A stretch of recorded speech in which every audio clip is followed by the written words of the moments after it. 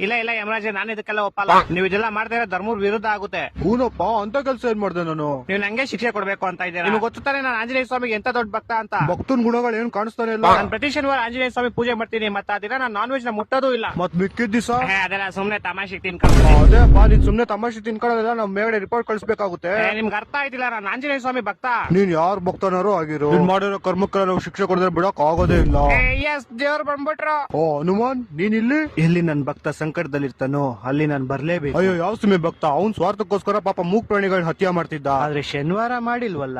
ಏನ್ ಹೇಳ್ತಾ ಇದೀರಾ ನೀವು? ಇವನು 18 ವರ್ಷದ ವಯಸ್ಸಿಂದಾನೆ ಪ್ರತಿ ಶನಿವಾರ ನಾನ್ ವೆಜ್ ತಿನ್ನೋದ್ ಬಿಟ್ಬಿಟ್ಟ. ಆ ಕಡೆಯಿಂದ ನೋಡು, ಇವನು ಎಷ್ಟು ಪ್ರಾಣಿಗಳನ್ನ ಕಾಪಾಡೋನೆ, ಸರಿ ತಾನೆ? ಅದಕ್ಕೆ ಯಮರಾಜ್ರೆ, ನಾನು ಇವನ್ ಶಿಕ್ಷೆನ ಸಮಾಪ್ತ ಮಾಡ್ಬೇಕು ಅಂತ ಇದೀನಿ. ಆದ್ರೆ ಅದನ್ನ ಮಾಡಕ್ಕಾಗಲ್ಲ. ಯಾಕಂದ್ರೆ ಇವತ್ತು ಭಾನುವಾರ. ಅಯ್ಯೋ ಹೌದಲ್ವಾ, ನಂಗೆ ಇವತ್ ಜ್ಞಾಪನ ಐತಿ, ಇವತ್ ಭಾನುವಾರ. ಅದಕ್ಕೆ ನಾವ್ ಇವ್ನಿಗೆ ಚಾವಟಿ ಹೊಡಿಯಕ್ಕಾಗಲ್ಲ. ಮತ್ತೆ ಮೋಸ್ಟ್ಲಿ ನಾನು ಇವತ್ತು ಚಾವಟಿ ಹಿಡಿನ ತಪ್ಪಿಸ್ಕೊಂಡೆ ಅನ್ಸುತ್ತೆ. ನೀವಿಬ್ರು ಹಿಂದೆ ಏನ್ ನೋಡ್ತಾ ಇದೀರಾ? ಕುಡಿದಿರೋ ಬೆಂಕಿ ಹಾಕೋಣ. ನಿಮ್ಮಿಷ್ಟ ಯಮರಾಜ್ರೆ.